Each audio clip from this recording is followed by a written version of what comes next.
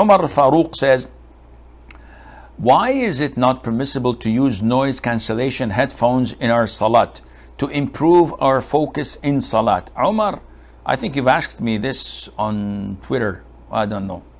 Most of you guys are on Twitter stalking me. No, I'm just kidding. Maybe I'm not. Okay, so Umar asked me about putting noise cancellation in your ears during salat. The reason is to have more khushu' and submissiveness. Akhi, this is one of the doors of shaitan. It is exactly similar to people who pray and close their eyes during prayer so that they would not be distracted by children walking, by the flash bulbing, bulb in front of them flashing, the light bulb, by this or that. And this is from shaitan. Only the Sufis do this. And scholars say, no, you must not shut your eyes during salat unless there is something extremely important or a need. Yani, for example, a child comes, and this happened to me while praying once. A child comes who is 5 years of age, 6 years of age, stands in front of you, face to face, and starts to make faces in front of you during salah.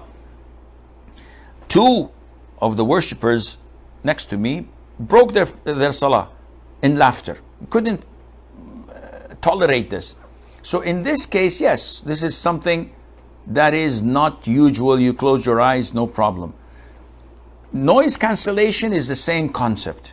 I have a relative of mine who had died, may Allah have mercy on his soul, used to pray in the first row, stopped coming to the masjid.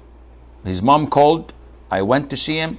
He said, I'm distracted in the masjid. People next to me move, they pick their noses, their phones ring, the air conditioning. In my home, I find my tranquility. Few months later, his mom called and I come and she says, look at him. And what's happening? He prays only in a certain spot in a room that is locked. And no one else shares this room with him. And he says, I'd like it to be pure and specifically for prayer. Few months later, he started turning off the AC and the lights and praying in dark. He says, I find my heart closer to Allah Azza wa Jal. Few months later, he stopped praying altogether and died not praying. He was mentally sick because of the whispering of the shaitan and allowing the OCD to control him.